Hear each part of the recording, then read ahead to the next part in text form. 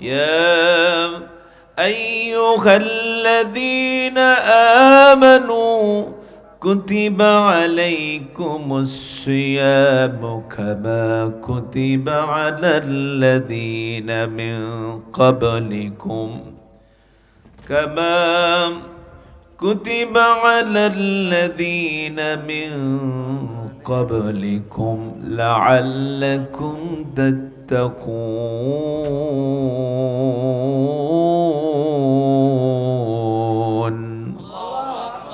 সাদাকাল্লাহুল আযীম। বিতাড়িত শয়তান থেকে আল্লাহর কাছে পানাহ চাই। পরম করুণাময় অতি দয়ালু আল্লাহর নামে শুরু করছি। হে যারা ঈমান এনেছ, কুতিবা আলাইকুমুস সিয়াম, তোমাদের উপরে সিয়ামকে লিখে দেওয়া হয়েছে, অবধারিত করে দেওয়া হয়েছে, ফরজ করে দেওয়া হয়েছে। কামা কুতিবা আলাল্লাযীনা মিন ক্বাবলিকুম, যেমনি ভাবে ফরজ করে দেওয়া হয়েছিল তোমাদের পূর্ববর্তীদের উপর। লাআল্লাকুম তাত্তাকুন, আশা করা যায় তোমরা তাকওয়া অবলম্বন করবে। সাদাকাল্লাহুল আযীম। কার কথা? আল্লাহর কথা। আস্তে বলবেন না, জবান ছাড়ুন, মুসলমানের মতো বলুন। কার কথা?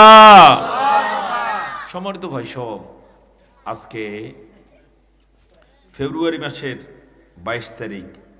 আরবি মাস কোন মাস চলছে এখন? শাবান, শেষ সপ্তাহ চলমান।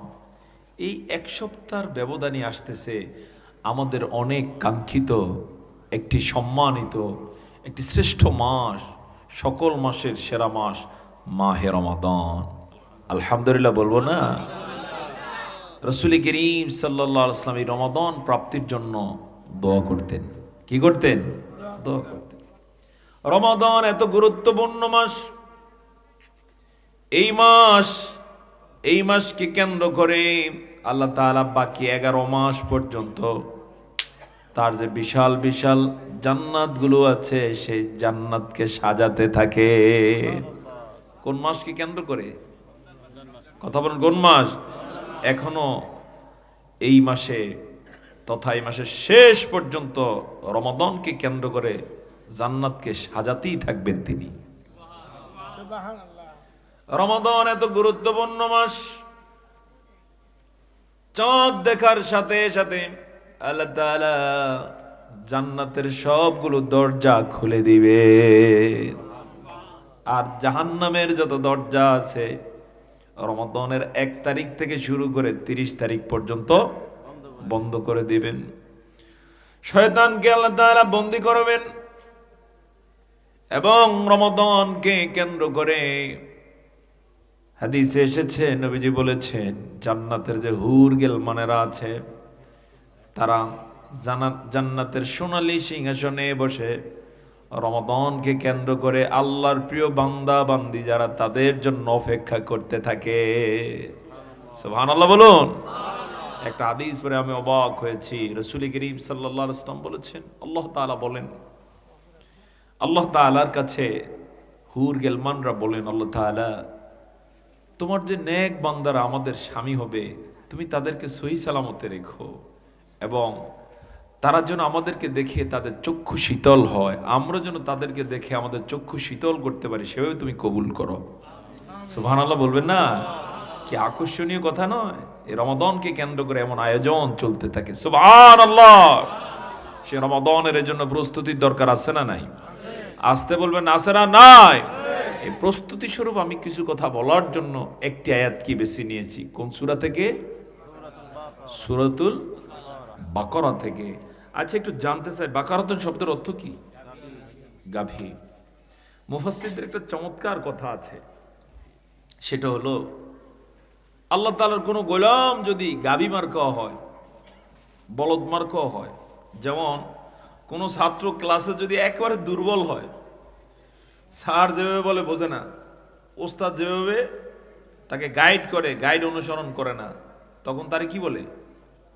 এই বলদ একটা বলে নাকি বলে না? এরকম বলদ প্রকৃতির কোন মানুষও যদি কোরআনের সংস্পর্শে আসে, সেই মানুষটা যদি কোরআন আস্তে আস্তে করে পড়েন, বুঝতে চেষ্টা করেন, সে অনুযায়ী আমল করেন, এভাবে কোরআনের প্রথম সূরা থেকে হয়তো বলদ মার্কাই ছিল, কিন্তু যখন সে কোরআন পড়ে পড়ে সামনে অগ্রসর হবে, সময়ের ব্যবধানে যখন কোরআনের শেষ পর্যায়ে তার চলে আসার সুযোগ হবে, সর্বশেষে কোরআনের শেষ সূরাটা হলো সূরাতুন নাস। কোন সূরা? সূরাতুন নাস। এই পর্যন্ত আসতে আসতে এই লোকটা আকাশের নিচে জমিনের উপরে সেরা মানুষে পরিণত হয়ে যাবে। চিৎকার করে বলুন সুবহানাল্লাহ। বলদ মার্কার লোক যদি কোরআনের স্পর্শে আসে কি হয়ে যাবে? সেরা মানুষ হয়ে যাবে। আমরা সেরা মানুষ হতে চাই, আমরা শ্রেষ্ঠ হতে চাই। কারা কারা চায় হাত তুলে আল্লাহকে দেখান। মাশাআল্লাহ, লিল্লাহি তাকবীর। শ্রেষ্ঠ হওয়ার জন্য কোরআনের কোনো বিকল্প নাই। কেউ যদি বলে যে সামনে আমি ক্ষমতা আসতেছে, আপনাকে সেরা বানিয়ে ফেলবো, লক্ষণ ভালো নয়, চুরি আরো করার সম্ভাবনা আছে না নাই? এজন্য মানুষ কোরআন ছাড়া কখনো সেরা হতে পারে না। সেরা হতে হলে কি লাগবে? আসতে পারো না, কি লাগবে? অনুরূপভাবে সফল হতে হলে কি লাগবে? কোরআন লাগবে। কোরআন ছাড়া সফলতা নাই। আমার বন্ধুগণ, সূরাতুল বাকারা তথা গাইমার সূরা, সূরাতুল বাকারা শব্দের অর্থ হলো সূরে গাভী। এই গাভী মার্কা সূরার মধ্যে আল্লাহ তাআলা চমৎকার ভাবে একটা গাভীর ঘটনাও বলেছেন, জানেন কিনা আপনারা? যেই গাভীর আদেশ করেছিলেন আল্লাহ তাআলা, ঘটনা বলতে গেলে আবার অনেক দীর্ঘ হয়ে যাবে, বলা দরকার আছে কিনা? হ্যাঁ, সংক্ষেপে একটু বলে নেই। মূসা আলাইহিস সালামের জমানায় এক লোককে হত্যা করা হয়, হত্যা করে লাশ ফেলে দেওয়া হয় দুই গ্রামের সীমানায়। লোকেরা লাশ দেখে ঠেলাঠেলি শুরু করলো যে এটা অমুকেরা মারছে, তারা বলল তোমরা মারছো, অর্থাৎ এক গ্রামবাসী আরেক গ্রামবাসী কি দিল? অপবাদ দিল, দোষারোপ করছে। এতে রক্তক্ষয়ী সংঘর্ষের মুখোমুখি তারা। পরে যারা বয়োবৃদ্ধ ছিলেন, জ্ঞানী গুণী ছিলেন, তারা বললেন আল্লাহর পয়গম্বর মূসা আলাইহিস সালামের কাছে যাওয়া দরকার, তার কাছে গিয়ে আমরা এটার সিদ্ধান্ত কি দেন তিনি সেটা নিয়ে আসা দরকার। তারা এলো, খুলে বলল যে আমাদের এক লোককে হত্যা করে সীমানায় ফেলে দেওয়া হয়েছে। কে হত্যা করেছে আমরা জানি না, আল্লাহর পয়গম্বর একটু আল্লাহকে জিজ্ঞেস করুন। আল্লাহর পয়গম্বর আল্লাহ তাআলাকে জিজ্ঞেস করার পরে আল্লাহ তাআলা বললেন, ও মূসা, তুমি তাদেরকে বলে দাও তারা যেন একটা গাভী জবাই করে। কি জবাই করে? গাভী। তিনি আয়েশা বললেন যে আল্লাহ তাআলা আদেশ করছেন একটা গাভী জবাই করার জন্য। বনী ইসরায়েলের লোকটা একটু বেশি চালাক ছিল। কি? ওই যে বাফের আগে হাটে, আমরা কিছু লোককে এরকম বলি, অর্থাৎ একটু বেশি, দুই কলম বেশি বোঝে, আছে না নাই? বেশি চালাক, পরে ফান্দেও পরে কায়দা মতো।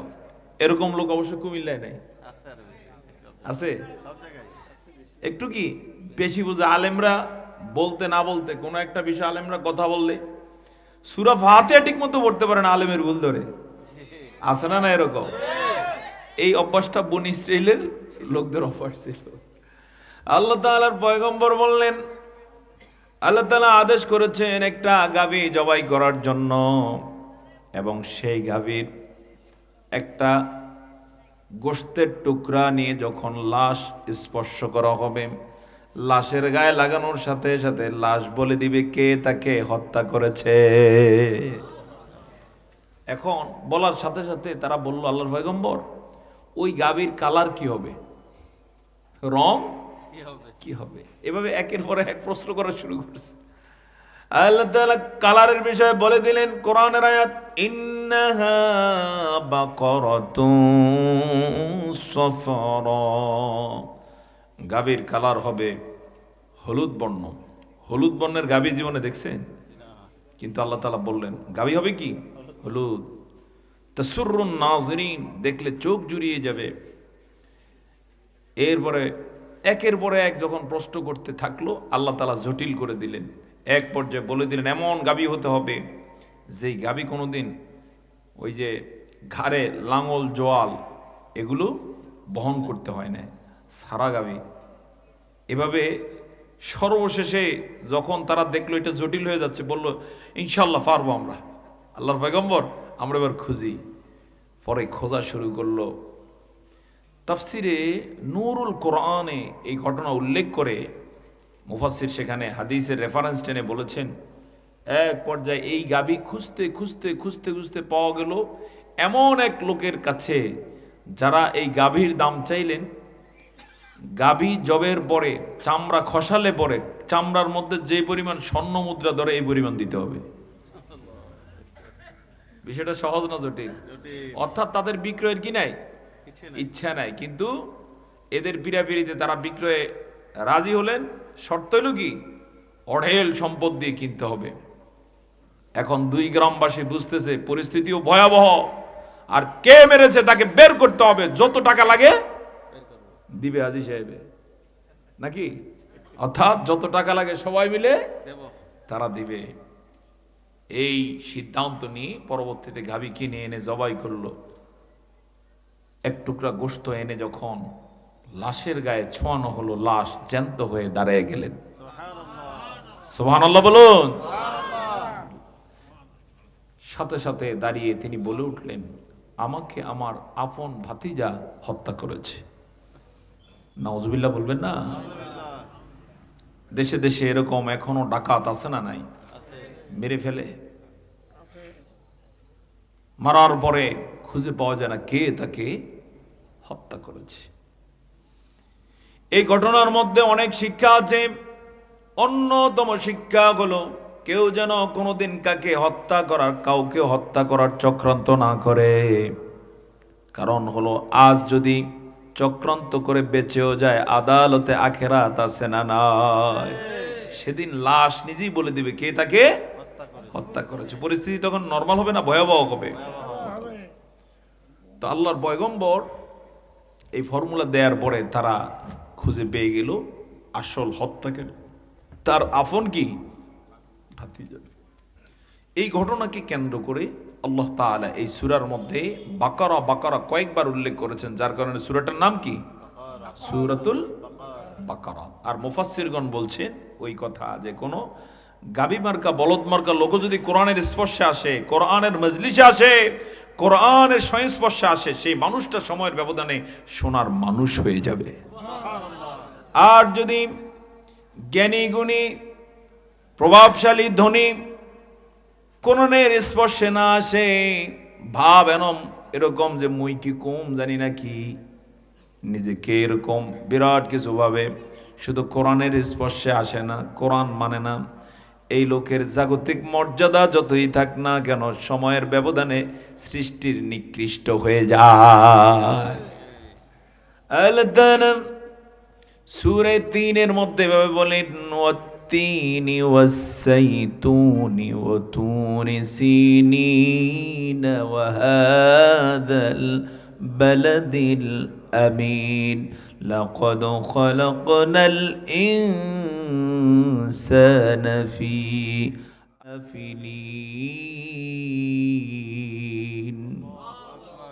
আল্লাহ তাআলা তিনটা কসম করেছেন, ওয়াত্তিন ওয়াজ্জাইতুন, তারপরে ওতুর সিনিন, তিনের কসম, জৈতুনের কসম, সিনাই পাহাড়ের কসম, ওয়াহাদাল বালাদিল আমিন, আরো একটা কসম করেছেন এই নিরাপদ শহরের কসম বলেই তিনি উল্লেখ করছেন, লাকাদ খলাকনাল ইনসান, আমি মানুষকে সৃষ্টি করেছি সর্বশ্রেষ্ঠ আকৃতি দিয়ে, সুম্মা রাদাদনাহু আসফালা সাফিলিন, এরপরে তাকে সর্বনিকৃষ্ট পর্যায়ে আমি পৌঁছে দিয়েছি।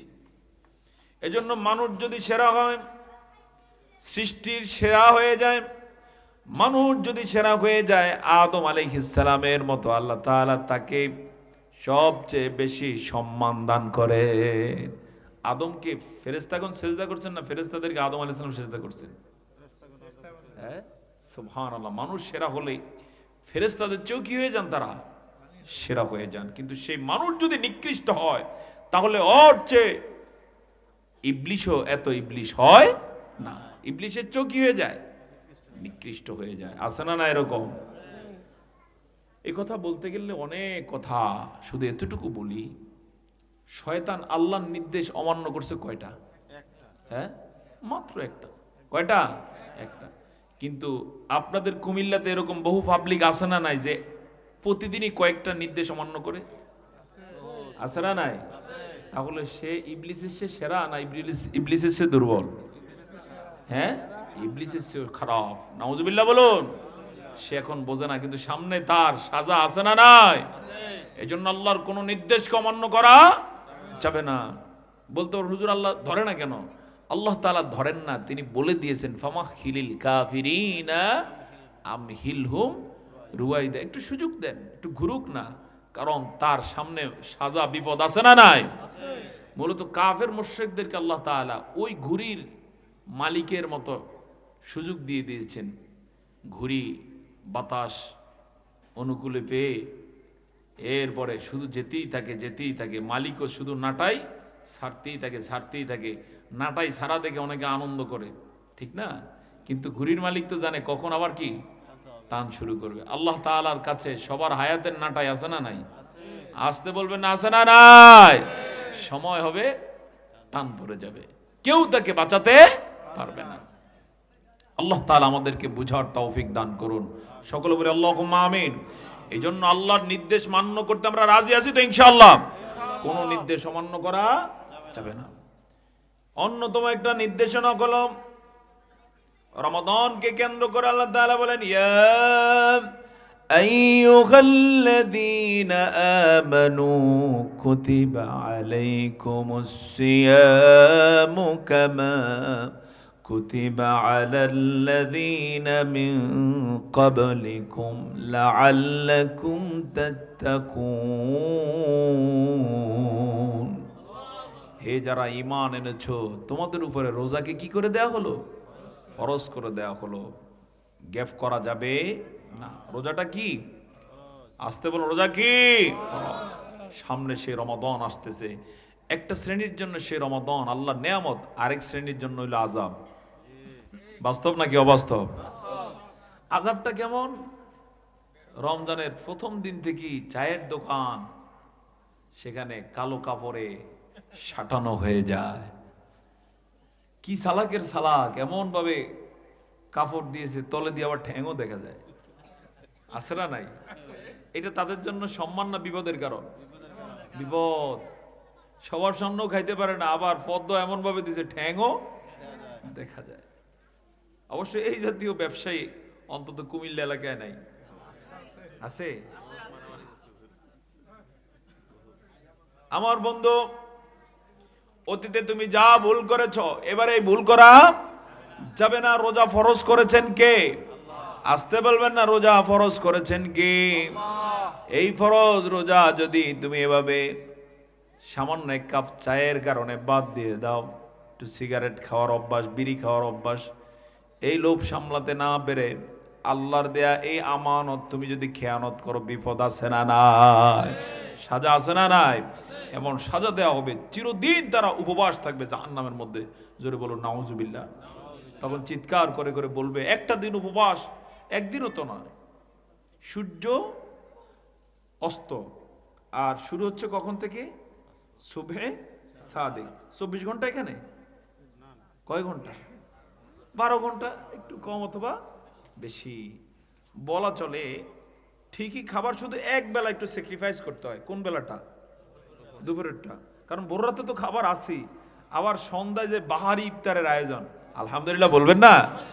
মাত্র আল্লাহর জন্য কয় বেলা স্যাক্রিফাইস? এক বেলা। তাও এটা কি স্যাক্রিফাইস? রোজা রেখে যারা এইভাবে খাবার থেকে পানাহার থেকে দূরে থাকেন, আল্লাহ তাআলা তাদেরকে পূর্ণ সুস্থতা দিয়ে দেন। আপনারা জেনে থাকবেন, জাপানের একজন বিজ্ঞানী অটোফেজি, তিনি সিয়ামের উপরে গবেষণা করে নোবেল পুরস্কার পেয়েছেন। রোজার উপরে গবেষণা করে কি পেয়েছেন? নোবেল পুরস্কার পেয়েছেন। তো তিনি উল্লেখ করেছেন, যারা রোজা রাখেন একটা মাস, শরীরের এমন কিছু ব্যাকটেরিয়া, এমন কিছু শরীরের জার্ম যেগুলো রোজার কারণে মারা যায়, আর এই কারণে ব্যক্তি সতেজ সুস্থ হয়ে ওঠে। সুবহানাল্লাহ বলবেন না? পেটের এমন কিছু পীড়া থেকে আল্লাহ তাআলা তাকে বাঁচিয়ে দেন। রমাদানের নির্ধারিত সময়ে যেহেতু কোনো পানিও যায় না, ওখানে খাবারও যায় না, সেই এরিয়াটা শুকিয়ে যায় সুন্দর করে। এবার নিয়মিত 1 মাস এই ডিসিপ্লিনে আসার কারণে আল্লাহ তাআলা জটিল জটিল অনেক রোগ থেকে তাকে বাঁচিয়ে দেন। তো তিনি এই বিষয় নিয়ে গবেষণা করেছেন, এক পর্যায়ে নোবেল পুরস্কারও পেয়েছেন। সেই রোজাটা আল্লাহ তাআলা ফরজ করার পরেও সে রোজাটা রাখে না। অতীতে যারা ভুল করেছেন এবারে সিদ্ধান্ত নেওয়া যাবে কিনা যে আর রোজা ছাড়বো না, ইনশাআল্লাহ পারা যাবে কিনা ইনশাআল্লাহ। বাজারের যারা আছেন, চায়ের দোকানদার, বিভিন্ন দোকানদার, আগে কালো কাপড় টানিয়ে রমাদানের আপনি বিঘ্ন সৃষ্টি করতেন, কেউ বলতো না। এবারে যুবক যারা আছেন, এই মাহফিলের সাথে সম্পৃক্ত যারা আছেন, সকলের কাছে বিনয়ের সাথে বলে যায়, তাদেরকে বুঝিয়ে হলো এবারে সিদ্ধান্ত গ্রহণ করুন যে আমরা রমজানের পবিত্রতা এই বাজারে রক্ষা করবই করব। রাজি আছেন কিনা ইনশাআল্লাহ? চায়ের দোকান রমাদান মাসে নির্ধারিত সময় পর্যন্ত খোলার দরকার নাই। পারা যাবে কিনা? পারা যাবে কিনা ইনশাআল্লাহ? হ্যাঁ, সভাপতি সাহেব আছেন এখানে, এই বিষয়ে আপনারা সিদ্ধান্ত গ্রহণ করবেন। অনুরূপভাবে উপজেলা থেকে শুরু করে একবারে গ্রাম পর্যন্ত সবাই মিলে যদি আমরা চাই রমাদানের পবিত্রতা রক্ষা করা সম্ভব না অসম্ভব? আসতে বলবেন সম্ভব না অসম্ভব? আল্লাহ তাআলা অনেক আশা নিয়ে যেন বলছেন কুতিবা আলাইকুমুস সিয়াম, তোমাদের উপর রোজাকে কি করে দেওয়া হলো? ফরজ করে দেওয়া। আমার বন্ধুগণ, রোজার অনেক হক রয়েছে। অন্যতম হচ্ছে এই আয়াতের শেষাংশে আল্লাহ বলছেন লাআল্লাকুম তাত্তাকুন, আশা করা যায় তোমরা তাকওয়া অবলম্বন করবে। অর্থাৎ রোজা রাখলে আল্লাহ ভীতি, তাকওয়া তোমাদের তৈরি হয়ে যাবে। তাকওয়া কি? তাকওয়া হচ্ছে রোজা রেখে এমন এক প্রশিক্ষণের নাম, তিনি যেখানেই যান দেখতে পান, কেউ না দেখুক কে দেখতে পায়? সুবহানাল্লাহ। রোজা ছাড়া অন্য কোনো ইবাদতে এতটুকু অনুভূতি তৈরি হয় না।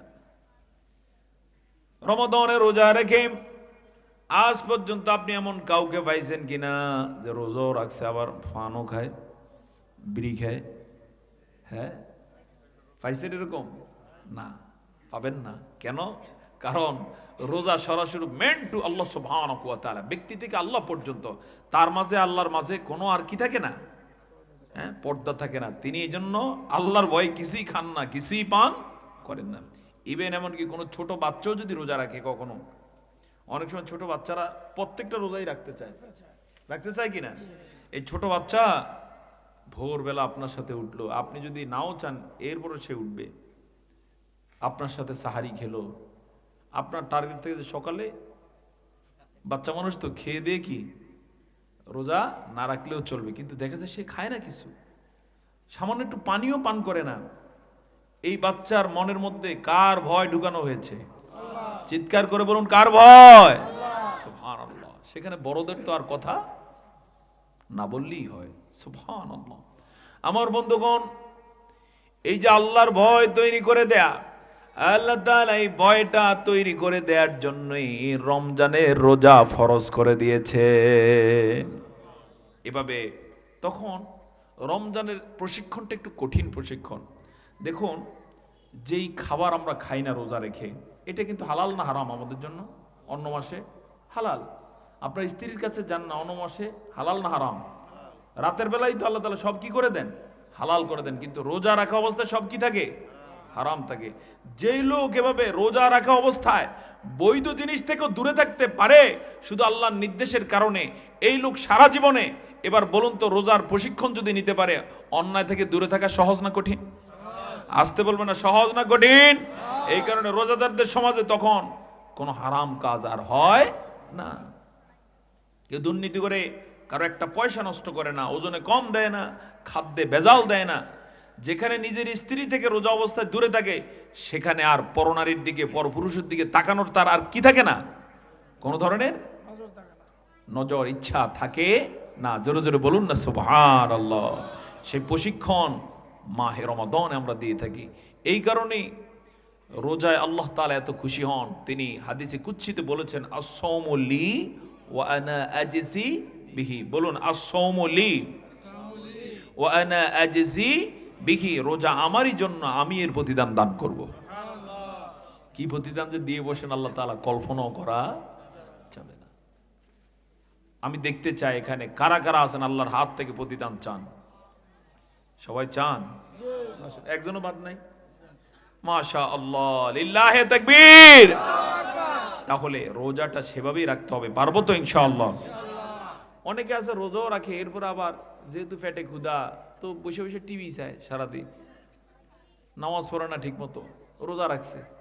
আছে না? না এরকম? এটা করা যাবে না। রোজার হক আদায় করবেন।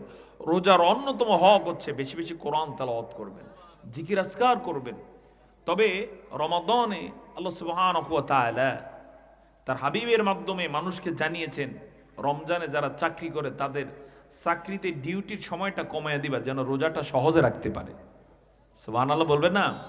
পরিশ্রম একটু কি কমিয়ে দেওয়ার জন্য রাসূল সাল্লাল্লাহু আলাইহি ওয়াসাল্লাম বলেছেন। যদিও রমজানে পরিশ্রম করলে, শারীরিক পরিশ্রম করলে অনেক সময়, অন্য সময় পরিশ্রম করলে যত ক্লান্ত হয়, রোজা রেখে অতটুকু পরিশ্রম করলে এত ক্লান্ত হয় না। কেন? কারণ খাবারের ওই চাপটা কি থাকে না। রমজানে কাজে বরকত আছে না নাই? আসতে বলবেন, আছে না নাই? আপনি দেখবেন যে কাজ করতেন অন্য মাসে, বরকত যতটুকু পেয়েছেন রমজানে বরকত বাড়বে না কমবে? বাড়িয়ে দিবেন কে? এরপরও আপনাদের যদি কারো কর্মচারী থেকে থাকে, লেবার থেকে থাকে, রমজানে একটু ডিউটি কি কমিয়ে দিতে হবে। মনে থাকবে কিনা ইনশাআল্লাহ? মা বোনদেরকেও বলে যায়, রমাদান উপলক্ষে এই যে সাহারি, ইফতার, এখানে বাহারি আয়োজন করতে গিয়ে আপনি ইবাদতের যেন ঘাটতি না হয়, এদিকে খেয়াল রাখবেন। প্রয়োজনে সাদা মাটা ইফতারের আয়োজন করবেন। বেশি ইফতারি, বাহারি আয়োজন এগুলো করতে গিয়ে যেন রোজায় ব্যাঘাত না হয়, আমলে ব্যাঘাত না ঘটে। মনে থাকবে কিনা ইনশাআল্লাহ? বরং চেষ্টা করতে হবে রমাদানে যত বেশি ইবাদত করা যায়। রমাদানে কেউ যদি 2 রাকাত নফল নামাজ পড়ে, অন্য মাসে 2 রাকাত ফরজ আদায়ের সমতুল্য সওয়াব আল্লাহ দিয়ে দেন। রমাদানে আপনি একটা সেজদা দিবেন, অন্য মাসে 70টা সেজদা দেওয়ার সমতুল্য সওয়াব আল্লাহ দিয়ে দিবেন। সুবহানাল্লাহ। আরো কত ধরনের যে সুযোগ আল্লাহ রেখেছেন সেটা কল্পনাতীত। আমার বন্ধুগণ, এ রোজার মধ্য দিয়ে যে তাকওয়া অর্জন হয়, এই তাকওয়ার বিষয়ে হযরত আলী রাদিয়াল্লাহু তাআলা আনহু বলেছেন, তাকওয়া হলো 4টা জিনিসের নাম। কয়টা? কয়টা? অর্থাৎ রোজা রাখলে 4টা জিনিস অর্জিত হবে। কয়টা? মনে রাখবেন। 1 নম্বর হচ্ছে আল খাউফু মিনাল জালিল, মহা সম্মানিতকে ভয় করার শক্তি অর্জন হয়ে যায়। অর্থাৎ রোজা রাখলে কার ভয় মনের মধ্যে আসে? সবাই বলুন, কার ভয়? আর যাদের হৃদয়ে আছে আল্লাহর ভয়, তারা কোনোদিন আর পথ ভুলে যায় না। যাদের হৃদয়ে আছে আল্লাহর ভয়, তারা কভু পথ ভুলে যায় না। আল্লাহর প্রেম ছাড়া এই দুনিয়ায় কারো কাছে কোনো কিছু চায় না।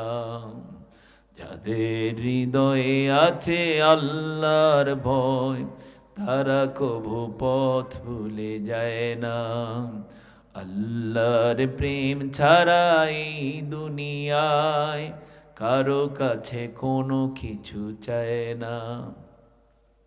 রাতের আধারে যারা সিজদাতে রয়, দু চোখের শ্রুতে নদী যেন বয়। ছলনার হাতছানি যতই আসুক, পিছনে ফিরেও সে তাকায় না।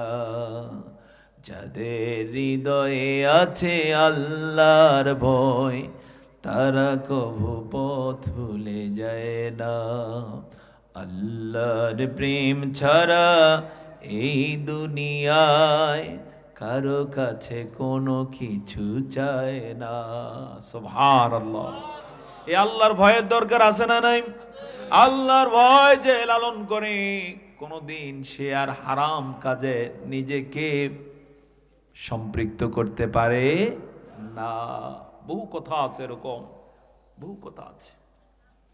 আল্লাহর ভয় যদি কেউ লালন করেন, সেই শ্রেষ্ঠ মানুষ হয়ে যান।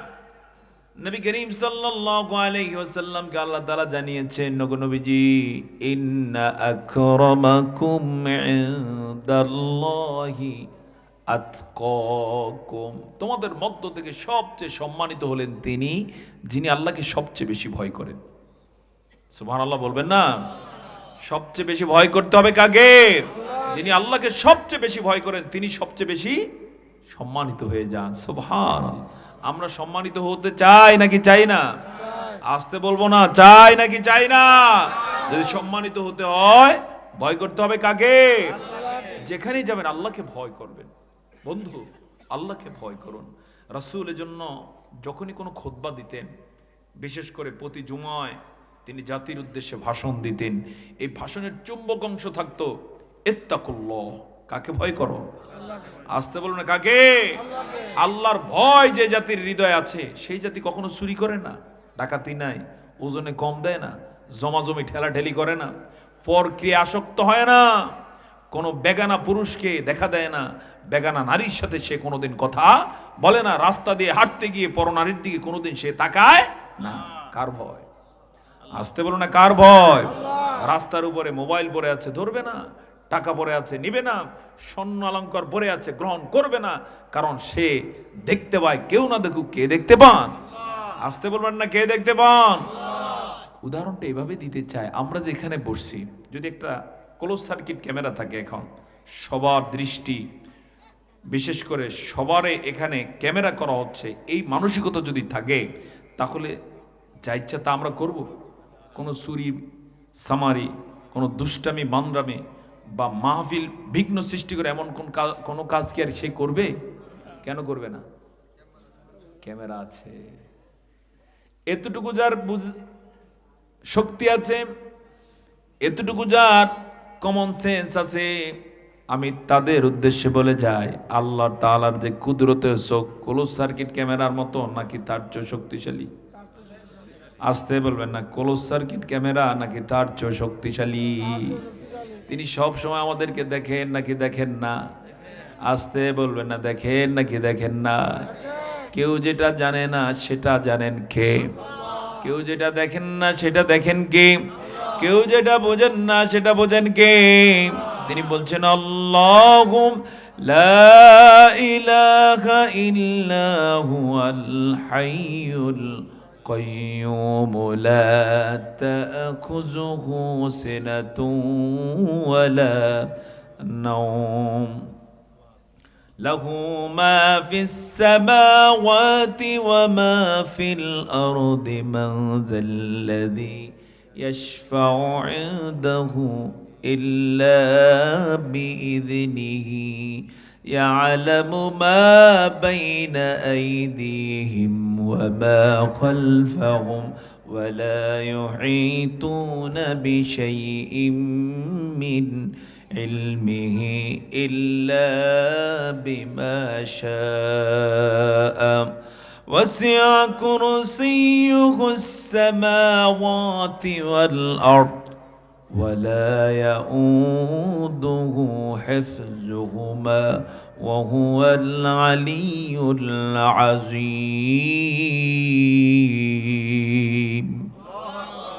কোন আয়াত? আয়াতুল কুরসি। আয়াতুল কুরসির এক অংশে তিনি বলছেন, ইয়ালামু মা বাইনা আইদিহিম ওমা খালফাহুম, তাদের সামনে পিছে যা আছে প্রকাশ্য গোপন সব কিছু তিনি জানেন। আমরা যেখানে বসা আছি এই জমিনের তলদেশে কোথাও হীরা থাকতে পারে, মণিমাণিক্য থাকতে পারে, আমরা দেখি না, দেখবো না। আল্লাহ তাআলা সেটাও দেখেন নাকি দেখেন না? আমরা কোথায় মারা যাব কিছুই আমাদের জানা নাই, কিন্তু আল্লাহ তাআলা সেটা জানা আছে না নাই? কে আমাদের দাফনে অংশগ্রহণ করবেন, জানাজা কে পড়াবেন, কোন কবরের মাটি আমাদের বুকের উপরে পড়বে কিছুই আমরা জানি না। কালকে কি খাবো কিচ্ছুই আমাদের জানা নাই। আল্লাহ তাআলা এমন রাজাদিরাজ, সব কিছু তিনি জানেন। সুবহানাল্লাহ। এজন্য ভয় করলে একজন কি ভয় করা দরকার, তিনি কে? আর আল্লাহ ছাড়া অন্য কাউকে ভয় করা জায়েজ নাই। ভয় করার মালিক একজন, তিনি হচ্ছেন আল্লাহ। তো তাকওয়ার 1 নম্বরের গুণ হলো সে আল্লাহকে ভয় করা। 2 নম্বরে তাকওয়া হলো ওয়ালা আমালু বিতানজিল, কোরআন অনুযায়ী আমল করা, যেটা নাজিল হয়েছে সেটা অনুযায়ী কি করা, আমল করা। আমরা সারাদিন যা কাজ করি কোরআন অনুযায়ী করি কিনা জানতে চাই। যা কাজ করি, যেমন আজকে যে যা করছি কোরআন দিয়ে করছি কিনা? হ্যাঁ, এই যে দেখেন গর্বী, কোরআন অনুযায়ী আমল হয় না। আমাদের কোরআন অনুযায়ী আমল করার দরকার আছে না নাই? কোরআন অনুযায়ী যদি আমল করি সেটা ইবাদত হয়ে যায়। জোরে বলুন না সুবহানাল্লাহ। কোরআন আছে যেখানে, কোরআন নাই যেখানে। কোরআন যা বলছে আমরা তাই মানবো, রাজি আছে কিনা ইনশাআল্লাহ? এই কোরআন একদিন আমাদের জন্য আল্লাহর কাছে দলিল হবে। নবীজি বলেছেন আল কোরআনু হুজ্জাতুন লাকা আও আলাইক, কোরআন তোমার পক্ষে অথবা বিপক্ষে দলিল হবে। কোরআন তাদের পক্ষে দলিল হবে যারা কোরআন মানবে, আর যারা কোরআন মানবে না, লাইক করবে না, এত গুরুত্ব দিবে না, ইচ্ছা মতো চলবে, এই কোরআন আজ যদিও নীরব, আদালতে আখেরাতে ওই লোকের জন্য আল্লাহর কাছে নালিশ করবে। এই জন্য কোরআন আমাদের পক্ষে থাকুক আমরা চাই নাকি চাই না? আল্লাহ কবুল করুন, সকলে বলি আল্লাহুম্মা আমিন। 3 নম্বরে তাকওয়া হলো আর-রিদা বিল কালিল, অল্পে তুষ্ট থাকতে হবে। জোরে বলুন সুবহানাল্লাহ। কিসে তুষ্ট? অল্পে তুষ্ট। বেশি পাওয়ার লোভে ইবাদত থেকে গাফেল থাকা যাবে না। এই যে ইফতারিতে বাহারি আয়োজন করতেই হবে, এই যাতে চিন্তা না করে অল্প দিয়ে যদি সামাল দেয়া যায় চেষ্টা করতে হবে। কারণ অল্পতে বরকত কম নাকি বেশি? বেশি খাইলে ইবাদত করতে সোজা নাকি অল্প খাইলে? কি মনে হয়? এজন্য রাসূলের সুন্নাহ হচ্ছে তিনি সাধারণত খাবারের ক্ষেত্রে পেটের 1 ভাগ খালি রাখতেন শ্বাস প্রশ্বাসের জন্য, 1 ভাগ খেতেন, আরেক ভাগ তিনি পানি পান করতেন। এজন্য সারা জীবন তিনি সুঠাম দেহের অধিকারী ছিলেন, সুস্থ ছিলেন। জোরে বলুন সুবহানাল্লাহ। আপনারা জানেন কেন রাসূল কি পেটওয়ালা ছিলেন নাকি একবারে সাটানো ছিল? বলতে পারেন? সুঠাম দেহের অধিকারী ছিলেন, তার পেট বড় ছিল না। আর আজকের যুগে যারা একটু ভালো খায় দেয়, পেটটা একটু বড় না ছোট? হ্যাঁ, এই বড় পেট, এই বিষয়ে সাবধান থাকতে হবে। যদি অল্পে তুষ্ট থাকা যায় পেট বড় হওয়ার সম্ভাবনা নাই। আপনারা এখানে যারা আছেন আলহামদুলিল্লাহ সবাই এরকম সুঠাম দেহের অধিকারী, এবং বেশিরভাগেরই আমি দেখতে পাচ্ছি পেট কারোই নাই। ইনশাআল্লাহ আমলে আপনারা সক্ষম হবেন। জোরে বলি ইনশাআল্লাহ। আমার বন্ধুগণ, এই পৃথিবীতে যত মারামারি, দুর্নীতি, যত চুরি চামারি পিছনে যদি কাহিনী খোঁজা হয় দেখা যাবে অল্প চায় না বেশি চায়? কি চায়? বেশি চায়, বেশি খাইতে চায়। এই যে সরকার পালাইলো, যদি 5 বছর সুযোগ পাইছে, 5 বছরে সুযোগ পাওয়ার পরে ভালো একটা নির্বাচন দিয়ে নির্বাচিত হলে থাকতো, না হলে ঠিক আছে জনগণ চায় না, থাকার দরকার নাই। এখন পালাইতে হইতো? কথা বলুন, পালাতে হতো। কিন্তু কম খাইতে চাইছে না একটু বেশি? আসতে বলো না, কম না বেশি?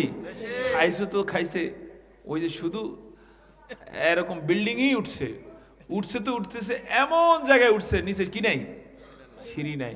এখন কেমনে নামবে? তো একসাথে লাভ দিয়ে হাড্ডি গুড্ডি সব ভাঙলো। কথা বলো ঠিক না?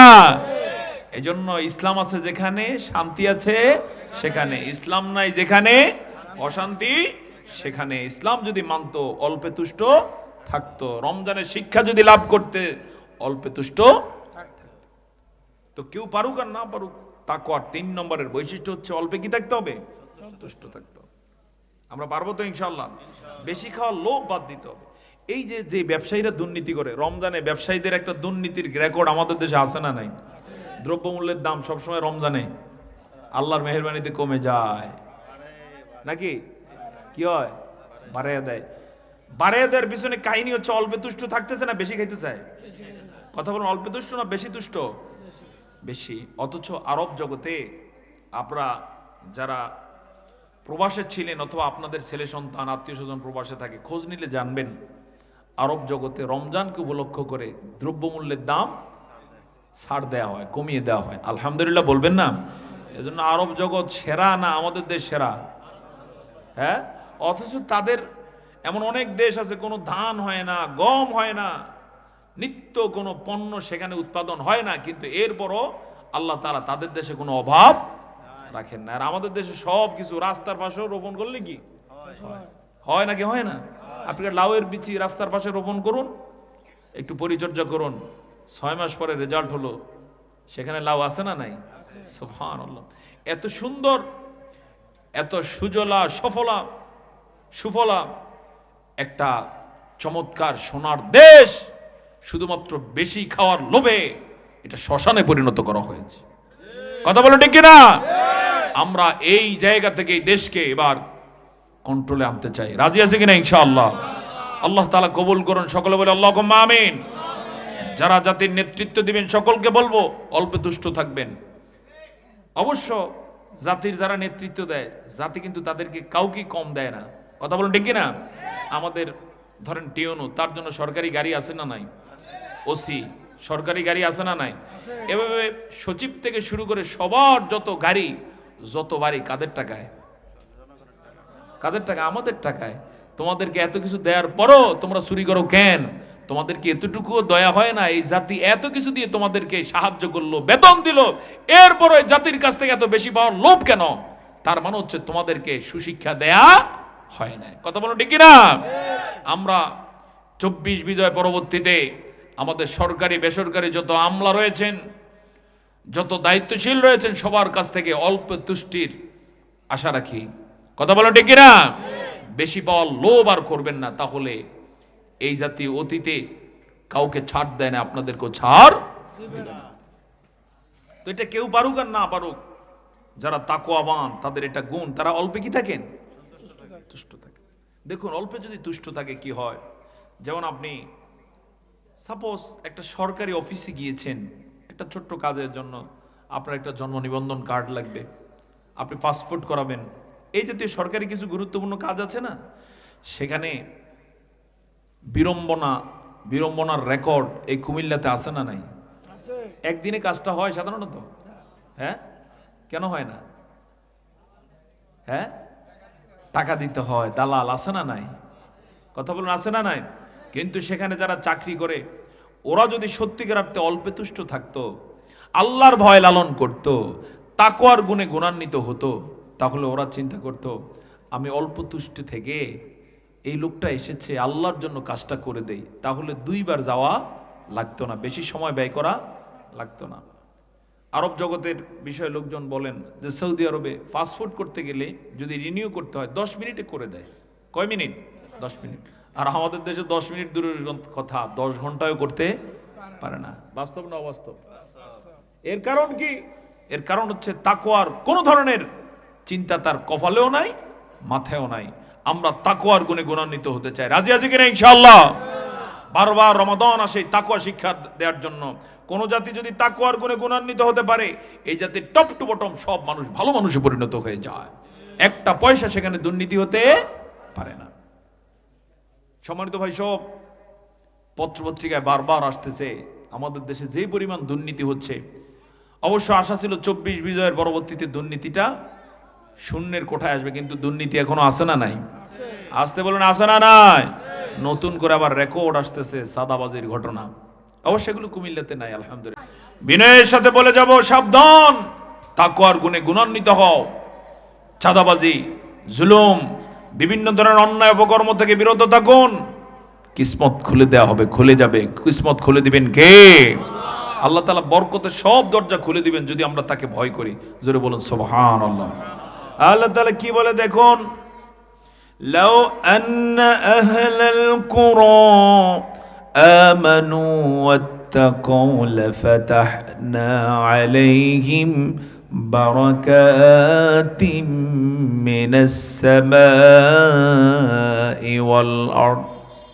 যদি জনপদের অধিবাসীরা, গ্রামের অধিবাসীরা ঈমান আনে, ওয়াত্তাকাউ তাকওয়া অবলম্বন করে, আল্লাহ বলছেন যদি আমাকে ভয় করে, তাহলে আমি তাদের জন্য আসমান জমিনের বরকতের যত দরজা আছে সবগুলো দরজা খুলে দেব।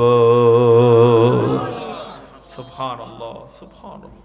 আল্লাহ তাআলা বরকত দিলে অভাব হবে নাকি? কোনোদিন অভাব হবে না। যেই জমিতে ফসল হয় না আল্লাহ চাইলে ফসল দিতে পারেন নাকি পারেন না? যেই গাছে আম হয় না আল্লাহ চাইলে দিতে পারেন নাকি পারেন না? যেই নদীতে মাছ পাওয়া যায় না আল্লাহ চাইলে মাছ হতে পারে নাকি পারে না? যেই বাবার সন্তান হয় না আল্লাহ চাইলে সন্তান দিতে পারেন নাকি পারেন না? যেই সন্তান ইনকাম করতে পারে না, চাকরি নাই, আল্লাহ চাইলে চাকরি দিতে পারেন নাকি পারেন না? সব রিজিক কার হাতে? আসতে বলবেন না, কার হাতে? সব ক্ষমতা কার হাতে? এজন্য সে আল্লাহকে ভয় করতে আমরা রাজি আছি কিনা? আল্লাহকে ভয় করুন। সন্তানদেরকে শিখান, ও সন্তান আল্লাহকে ভয় করো। নাতি নাতনিকে শিখান আল্লাহকে ভয় করো। ও পর্দার আড়ালের বোন মা, তোমার স্বামী বিদেশ থাকে, তুমি দেবরের সাথে দেখা দাও, কথা বলো। তুমি পরপুরুষের সাথে বিভিন্ন অন্যায় করে যাও, হয়তো বা মনে করছো তোমার স্বামীও জানে না, কেউ জানে না। আমি তোমাকে আজ বলে যাব, আল্লাহকে ভয় করে কেউ না জানুক, কে জানে সব। কে জানেন? রমাদানে এটাই হলো শিক্ষা।